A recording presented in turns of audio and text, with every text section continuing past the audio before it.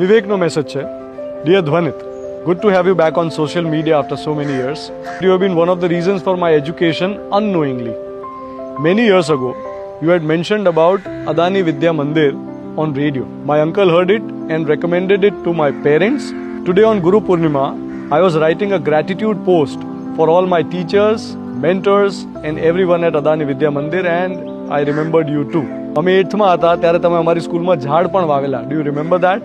વિવેકને મેં કહ્યું કે મને બરાબર યાદ છે મેં કોની સાથે ક્યાં કેટલા ઝાડ વાવ્યા છે કઈ કઈ જગ્યાએ, તો કેમ એ ઝાડ નીચે જ ના મળીએ?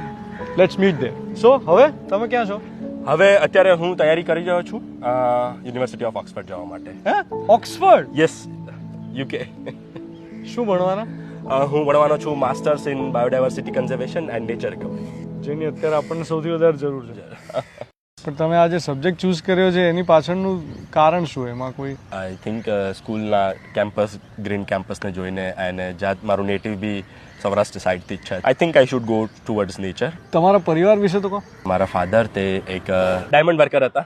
પછી ડાયમંડમાં આઈ થિંક રેસેશન મંદી આવી ગઈ અને પછી એમણે એ છોડી દીધું અને પછી 2-3 જોબ જમ્પ આમ તેમ કરીને હાલ તેઓ એક પ્રાઇવેટ ફર્મમાં સિક્યુરિટી ગાર્ડ તરીકે અત્યારે જોબ છે એમની. ઇનફેક્ટ હું આ સ્કૂલમાં આવ્યો તો મારા ફાધરના કારણે જ.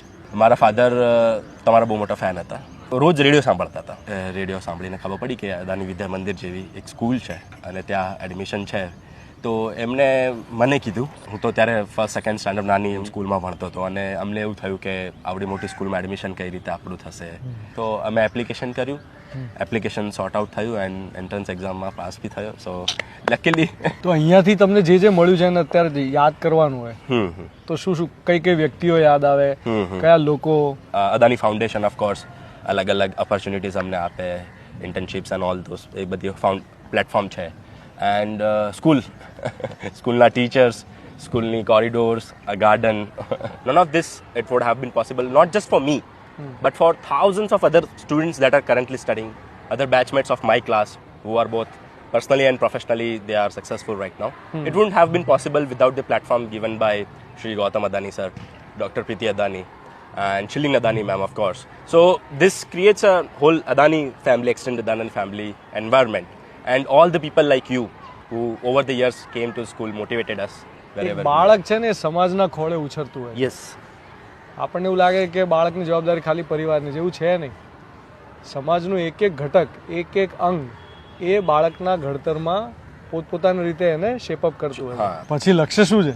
Mostly NGO of my own, doing the same activities like conservation or environmental education or something like that, but on the same level, like nature related NGO, something like that. તમારી NGO શરૂ કરો અને એમાં આદિવાસી બાળકો માટે, ગ્રામીણ બાળકો માટે ક્યાંય પણ તમને શિક્ષણના ક્ષેત્રમાં કંઈ કામ કરવું હોય તો મને યાદ કરજો, આપણે સાથે કામ કરશું. અરે ચોક્કસ ચોક્કસ. ચાલો.